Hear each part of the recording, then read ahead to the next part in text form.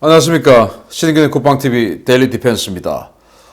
지금 북한 영변 핵시설에서 아주 수상한 그런 징후가 나왔다는 이 위성사진 분석 결과가 나왔습니다. 이런 상황에서 미국의 B-52 전략폭격기가 미 본토에서 다이렉트로 날아와서 동해에서 이 폭격 훈련을 했는데요. 그런데 이 폭격 훈련 과정에서 벌어지는 이런 여러 가지 상황들이 굉장히 석연치 않다.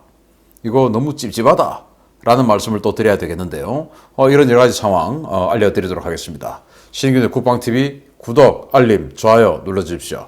자, 미 관영 매체가 이렇게 이야기하죠. 미중 갈등으로 종전선언 타격받는다. 한국 정부 정말 고심 중이다. 이렇게 이야기를 하는데요.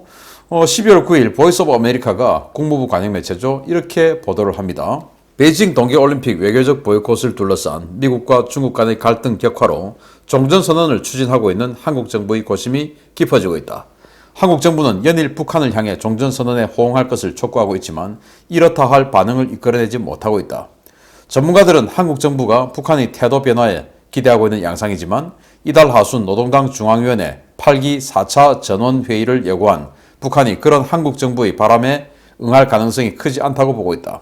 종전선언 이슈가 미중 갈등 구도에 묻힐 수 있다는 우려와 함께 미국 의회 내에서도 종전선언 반대 움직임이 일고 있어 문재인 대통령 임기 내 종전선언 성사 전망은 한층 어두워지고 있다는 관측이다. 정말 희소식이죠. 그래서 북한이 반응 없다 이겁니다. 물론 제가 어제 시큐리티 뉴스를 통해서 이 북한의 선전선동부에서 종전선언 이거 한다고 해서 나쁜 건 아니야. 이 종전선언으로 인해서 주한미군이 철수할 수 있어. 이런 선전 자료를 내보냈다고 하지 않았습니까? 그런데 결국 제가 거듭 말씀드리지만 북한은 지금 김정은 이 백두혈통 1인 독재 체제를 벗어나서 집단 지도 체제 그리고 권력 투쟁 시대에 접어들었다라는 걸 또 알 수 있는 거예요. 그래서 이런 여러 가지 분석들을 보면 선전선동부가 그런 종전선언에 대해서 긍정적인 선전을 하고 있는 것과는 전혀 반대되는 내용이죠. 그 말은 뭐냐?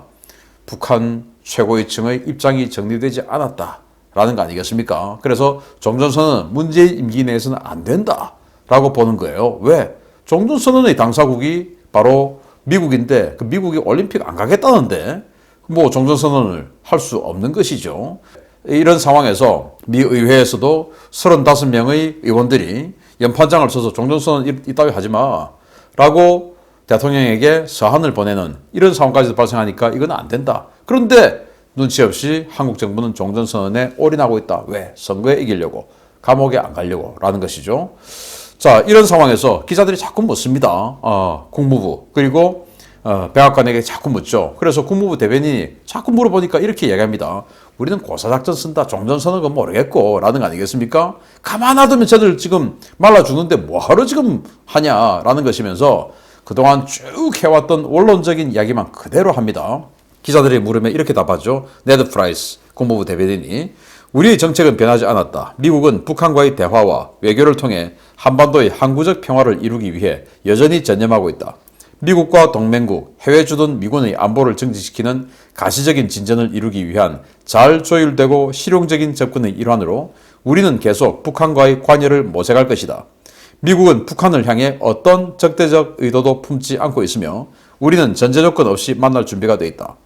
종전선언 어떻게 할 거냐라는 질문에 여러분 이거 가지고 답이 됩니까? 답 안 되죠. 무슨 소린지 모르는 뜬구름 잡는 소리 하고 있습니다. 그 말은 안 해준다 그겁니다. 왜냐? 가만 놔두면 누가 봐도 쟤들 좀 있으면 말라 죽을 것 같은데 뭐하러 지금 현상 변경을 해주겠습니까? 안 해주죠. 해주면 바보죠. 자, 이러다 보니까 이런 상황에서 북한에서 굉장히 심상치 않은 핵 관련 움직임이 포착이 됐다라는 게 여기저기서 나옵니다. 첫째, 고농축 우라늄 관련한 문제가 불거져 나왔습니다. 고농축 우라늄 대량 생산을 위한 인프라 구축에 총력전을 펼치고 있는 북한의 모습이 위성사진의 분석을 통해서 밝혀지고 있는데요. 미국의 One Earth Future 재단 산하의 오픈 누클리어 네트워크가 북한 핵개발 동향 보고서를 발간했는데 여기에 이렇게 다량의 위성사진과 함께 보고서를 이렇게 적어놨습니다. 북한이 평암남도 강선 일대의 핵미사일 관련 시설의 현대화 확장 공사를 대대적으로 진행하고 있다. 강선 소재 잠진 미사일 공장, 즉 태성기계 공장은 북한의 대륙간 탄도미사일 및 중단거리 탄도미사일을 개발하고 제작하는 시설로 알려져 있으며 최근 이 공장과 주변 산 전반에 도로와 갱도, 대공포대가 다수 설치되는 등 대대적인 확장 공사가 실시되고 있다. 잠진 미사일 공장에서 동쪽으로 약 3.3km 떨어진 이른바 강선 핵시설 역시 여러 개의 신규 건물이 들어섰으며 이곳에도 지하로 이어지는 출입구와 다수의 대공포대가 새로 설치되고 있어 대규모 시설 확장 작업이 이루어지고 있는 것으로 추정된다.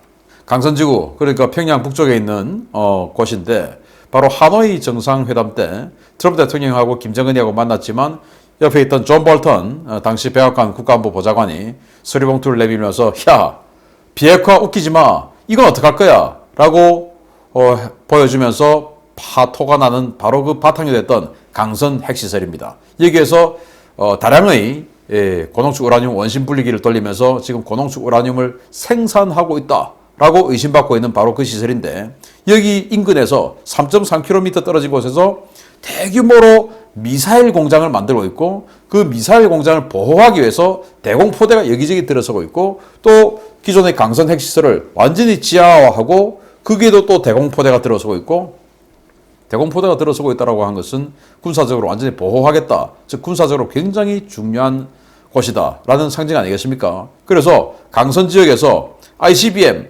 그리고 중단거리 탄도미사일을 대량 생산하는 이 바탕을 깔고 있고 핵무기 운반수단 아니겠습니까? 그리고 고농축 우라늄을 대량 생산하고 있는 이런 것을 연구화하는 이런 모습이 포착됐다라는 것이죠. 그러면서 보다 더 명확한 사진이 또 나왔습니다. 자, 이건 또 CSIS 홈페이지에 나와 있는 기사인데요. 그리고 사진인데요. CSIS가 자기네들 홈페이지에 이 사진을 공개했습니다. 위성 사진인데 뭔가 뻘건 게 있습니다. 이게 뭐냐? 영변의 5메가와트 원자로 옆에 그 냉각수를 사용하는 청천강이 흐르고 있죠. 그 청천강에 뭔가 뻘겋습니다. 이게 뭐냐? 지금 적외선 카메라로 찍었기 때문에 위성에서 일단 이때 수온이 한 3도에서 4도 정도 된다고 하는데 여기가 갑자기 5메가와트 원자로 있는 부근에 와서 뭔가 뻘개지네요. 이 말은 따뜻한 물이 들어왔다는 말입니다. 원자로 인근에서 따뜻한 물이 갑자기 방출된다? 뭡니까? 원자로로 물이 들어갔다가 나왔다. 그래서 데워져서 나왔다. 그 말은 원자로가 돌아가고 있고 냉각수가 들어갔다 나왔다. 이 말 아니겠습니까? 그래서 CSIS는 이렇게 이야기합니다. 지난 9월 12일, 10월 23일, 11월 16일 촬영한 적외선 위성 사진을 통해 영변 원자력 단지 내 5메가와트 원자로에서 온수가 방류되고 있는 명확한 증거가 포착되었으며 이에 따라 해당 원자로는 가동 중인 것으로 확인되었다. 원자로가 일정 시간 가동된 뒤에 추출한 연료봉은 재처리를 위해 인접한 방사화학 실험실로 보내질 것으로 보이며 이 폐연료봉을 재처리하면 핵무기의 원료인 플루토늄을 추출할 수 있다. 명확한 증거를 가졌다라는 거 아니겠습니까? 그래서 5메가와트 원자로 가동하고 있다. 거기에 냉각수가 나오고 있으니까 냉각수가 이렇게 데워져서 나오니까 냉각을 제대로 했다는 말 아니겠습니까? 그래서 지금 플루토늄을 추출한다. 그리고 아까 강선에서는 고농축 우라늄을 다량 생산한다. 그리고 그들을 투발할 수 있는 ICBM 그리고 중단거리 미사일 이런 것들을 대량 생산하는 공장을 짓고 있고 그걸 방어하는 방어기지를 만들고 있다. 이건 뭡니까? 핵무기를 완전히 공고화 또 대량 생산 또 지네들이 필요한 만큼보다 더 많이 가지면 뭡니까? 결국 돈 받고 팔겠다는 말이 되죠. 1kg당 2천만 달러, 3천만 달러 부르는 게 값이죠. 그렇게 해서 팔겠다 이겁니다. 미국이 가장 싫어하는 핵 확산까지 하겠다. 이러한 증거, 정황을 지금 완전히 포착한 것이죠. 자, 이러다 보니까 미국의 전문가들은 북한의 또 ICBM의 위협에 대해서 또 띄웁니다. 그래서 우드로 윌슨 센터의 수미테리 이 북한 한국연구센터 국장이 이렇게 이야기를 합니다. 화성 16형은 미국 본토를 타격할 정도의 사정거리를 갖추고 있을 뿐만 아니라 굉장히 거대하고 고도로 발달한 폭발력이 내재되어 있다. 발사체 크기만 보더라도 여러 개의 다탄두 제도린 미사일을 들어 올릴 수 있을 것이라고 짐작할 수 있으며 이렇게 발사된 미사일은 각각 자체 궤도를 따라 표적까지 도달할 수 있다. 북한이 화성 16형 시험을 성공적으로 마치게 된다면 2017년 ICBM 시험처럼 고각궤도를 형성해 인근 해역으로 들어간다 하더라도 미 대륙을 위협할 수 있는 북한의 능력에 대한 신뢰도는 즉각적으로 상향될 것이다. 단일 탄두와 비교할 때 다탄두 제도립 미사일은 최종 비행 단계에서 요격해 무력화시키기 훨씬 더 어렵다. 북한의 핵탄두 미사일 역량이 이렇게 발전한 상황에서 미국은 필시 평화체제 구축의 전제로 북한이 최소한 비핵화 단계 중 일부를 수행해야 한다고 못 박을 것이다. 라는 거 아니겠습니까? 자, 평화체제 구축의 전제가 뭐냐? 종전선언이죠. 그러니까 종전선언의 전제로 북한은 최소한 비핵화 단계 중의 일부를 수행해라. 그 말은 ICBM, 화성 16, 화성 15, 화성 14 이런 거 전부 폐기해라. 그래야 미국 국민들이 그 정도 안심을 일단 미국이 공격 안 받을 거니까 그러고는 이제 익스큐즈가 되고 뭔가 평화체제 종전선언하고 뭐 이렇게 될 건데 북한이 그거 들어주겠냐? 안 들어준다 이 말이죠. 그리고 이 화성 16형 이걸 쏘게 되면 뭐 일단 이 외형이 너무나 거대하기 때문에 다탄도 미사일일 것이고 이 다탄도 미사일을 발사 성공 고각 발사를 해서 뭐 동해에 떨어뜨린다 하더라도 그래도 고각 발사 성공을 하고 나면은 이건 미국 본토를 다탄두로 공격할 수 있는 능력을 하고 즉각적으로 판단할 것이기 때문에 북한은 굉장히 위험해진다. 때려야 된다. 이 말이죠. 이렇게 수미테리 박사가 주장했습니다. 이제 계속 자 북한 미사일 만들어. 그리고 고농축 우라늄 만들어. 그리고 플루토늄 추출하고 있어. 그리고 이렇게 북한의 미사일은 위험해. 라고 하죠. 그러면서 이제 현직에 있는 공군 장관이 북한은 위험하다. 라고 못을 박아줍니다. 그래서 12월 9일 프랭크 켄달 미 공군 장관이 디펜스원과 이렇게 인터뷰를 합니다. 애슈튼 카터 장관 때 당시 장관이 북한 등 몇 개 국가를 미국 본토 안보를 위협하는 요인으로 우려한 바 있는데 이는 현재도 유효하다. 그들은 미국 본토에 대한 심각한 위협이다. 이에 대응하기 위해 미군은 인도태평양 지역의 일본, 한국, 호주 등과 많은 협력을 하며 긴밀한 관계를 유지하고 있다. 라는 거예요. 그래서 북한은 미국 본토에 대한 심각한 위협이다. 라고 규정하면서 앞에 쭉 북한의 위험한 상황에 대해서 계속 지금 나왔죠. 근데 심각한 위협이다. 그래서 미국은 일본, 한국, 호주와 많은 협력을 한다. 라고 했는데 한국이 지금 무슨 협력합니까? 안 하죠. 이것은 정치적, 외교적 레토릭이죠. 그러니까 실제적으로 누가 가냐? 일본하고 하는 것이죠. 자, 이런 상황에서 이렇게 우리의 동맹 미국은 근심이 깊은데 이 정부는 비핵화는 뒷전이고 그냥 종전선언, 이 종전선언 해서 어떻게든지 베이징에서 안 되면 판문점에서라도 뭔가 쇼 한번 해서 대선 직전에 야 그래 문재인 정부가 최고야. 그래서 저 문재인 정부의 저 업적을 이어받으려면 이재명이가 돼야 돼. 라고 하는 중도의 지지를 끌어내리기 위해서 지금도 혈안이 되어 있죠. 그래서 통일연구원 개원 30주년 기념 학술 세미나를 하는데 여기에서 또 당연히 이인영이가 장관이니까 와가지고 종전선언이 어떻고 저떻고 아몰랑 종전선언 해야지 라고 하고 있으니까 여기에 참석했던 미국의 앤키트 판다 박사가 기가 차는 것이죠.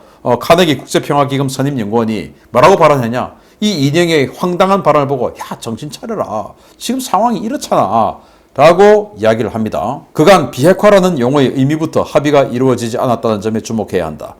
북한이 바라보는 비핵화는 북한의 군축이 아니라 남북미 모든 당사자가 함께 해야 하는 것이다. 미국의 행정부들은 이를 불편하게 생각하고 있고 이것이 비핵화 협상이 지지부진한 근본적 장벽으로 작용하고 있다. 북한은 비핵화 협상에서 남측에 배치된 미국의 전술핵 무기, 즉 확장 억제 능력의 철수 등을 비롯한 한반도 전체의 비핵화를 주장하고 있다. 이 때문에 북핵 문제 논의가 시작 단계에서부터 꼬이고 있다. 비핵화라는 용어에 대한 모호한 해석에 따라 서로 협상이 어렵다.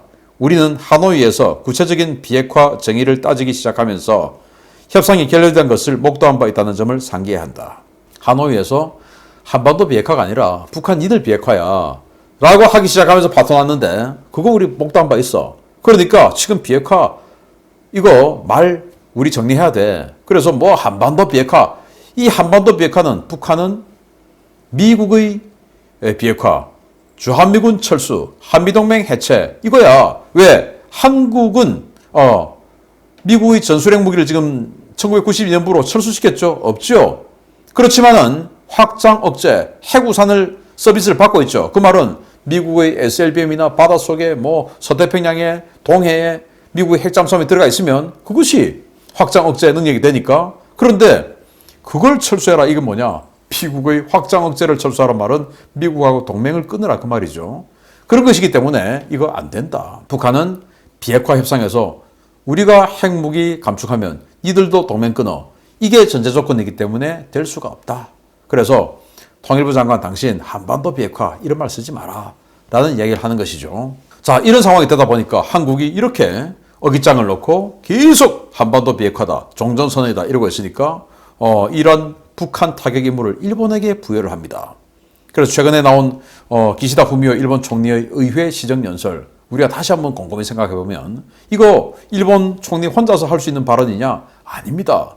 미국의 양해 또는 미국의 요구 없이는 절대로 이런 말을 할 수가 없죠. 어떻게 감히 일본이 패전국으로서 평화헌법 구조를 가지고 있으면서 일본의 무력은 전적으로 전수방위, 즉 타국이 일본을 공격할 때 그것을 방어하는 것에만 국한된 무력을 가지기로 한 그 헌법을 위배하는 이런 발언을 일본 혼자서 함부로 할 수 있겠습니까? 아니죠. 미국이 요구한 겁니다. 일본을 둘러싼 안보 환경은 지금까지 이상으로 급속히 엄격해지고 있다.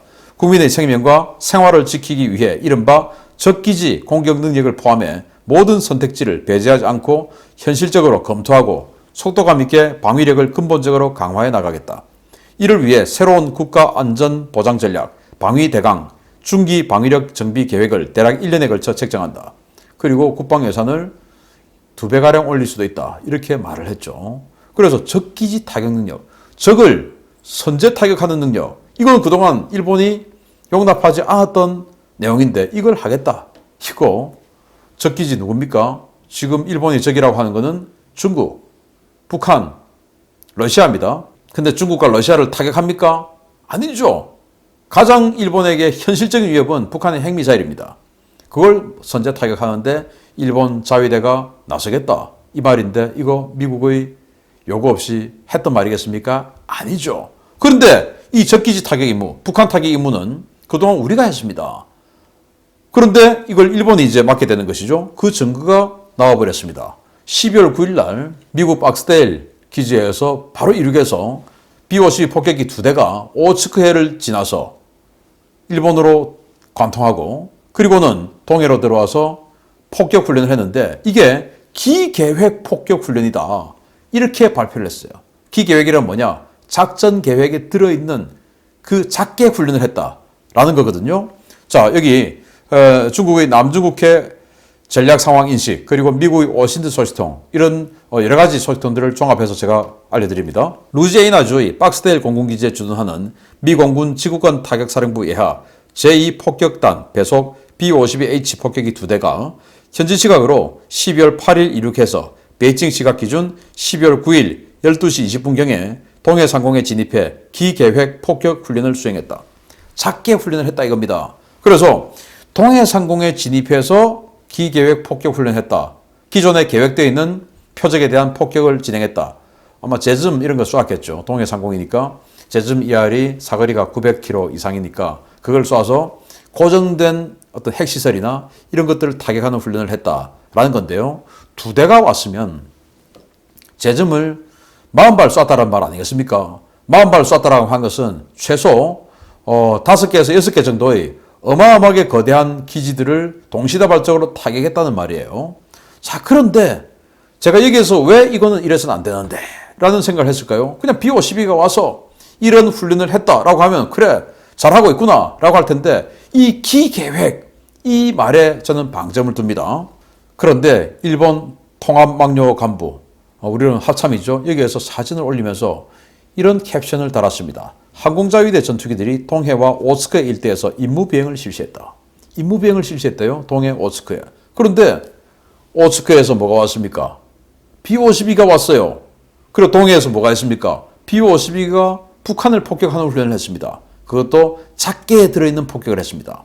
그러면은 작게가 바로 일본 항공자위대가 북한 폭격하는 임무에 동반하는 겁니다. 이게 작전 계획에 들어가 있는 거예요. 아니 원래 북한 폭격하는 임무는 대한민국 공군이 작게에 들어있어야 되는데 일본 항공자위대의 작게에 지금 북한 폭격하는 임무에 대해서 동반하는 그 작전 계획이 들어있는 겁니다. 놀라운 거 아니겠습니까? 이런 것들을 우리는 굉장히 심각한 외교적 위기로 우리는 봐야 되는 겁니다. 이건 누가 만들었겠습니까? 문재인 정부가 만든 겁니다. 왜? 우리가 안 하니까. 우리가 해야 됩니다. 그래서 미국이 자위권 차원에서 북한 폭격, 북폭 가능하죠, 이제는. 왜? 그동안에 94년도 북폭 위기, 이때는 미국의 자위권하고 전혀 관계 없었어요. 북한이 핵 개발하려고 하니까 세계 질서 유지 차원에서 북한을 때리려고 했는데 지금은 미국의 생명과 재산을 지키기 위해서 자위권 차원에서 선제 타격하겠다. 라는 거 아니겠습니까? 그런데 이 정부는 북한 편들기 위해서 우리는 몰라 안 해. 북한에게 김여정에게 김정은에게 야단받기 싫어. 안 해. 저분들이 싫어하시잖아. 안 해. 라고 하니까 일본이 작전 계획에 넣어서 북한 폭격 훈련을 계획에 들어가 버렸는데 이게 이제 무슨 이야기냐 하면은 94년도에는 김영삼 대통령이 우리가 작전 계획 우리가 같이 하니까 말릴 수라도 있었죠. 그런데 지금은 우리가 같이 안 하니까 말릴 수도 없어요. 이거 하는데 니들이 무슨 상관이야. 우리 알아서 하는 거야. 빠져. 신경 쓰지 마. 라고 하는 거 아니겠습니까? 우리가 같이 해야 말릴 수도 있죠. 같이 안 하는데 신경 쓰지 마. 네가 무슨 상관이야. 라고 하는 게 돼버린 겁니다. 우리가 북한 눈치 보느라고 여기에서 빠져버리니까 이제는 문재인 정부 덕분에 북한 폭격을 말리지도 못하는 상황이 돼버린 겁니다. 그리고는 일본의 위상은 어마어마하게 올라갔죠. 문재인 정부 덕분에 일본은 완전히 정상국가가 되는 그야말로 극단적인 친일 행위를 문재인 정부가 해낸 겁니다. 그러면서 우파 자유민주주의 세력을 토착 외구로 몰아가고 있는데 진정한 토착 외구는 문재인 정부 그들이죠. 그래서 북한 이 망할 민자 민주당 니들 북한 살리려면 미국하고 합동훈련 해라 라는 겁니다. 그래야 발목 잡고 때리지 말아주세요 라고 이야기라도 할 수 있지. 지금 이 상태 같으면 일본이 기계획 작전 계획에 들어가서 폭격하는 호위 임무를 하게끔 되어 있는데 말릴 수도 없습니다. 정말 황당한 문재인 정부 반드시 바꿔야 되겠죠. 마치겠습니다. 감사합니다.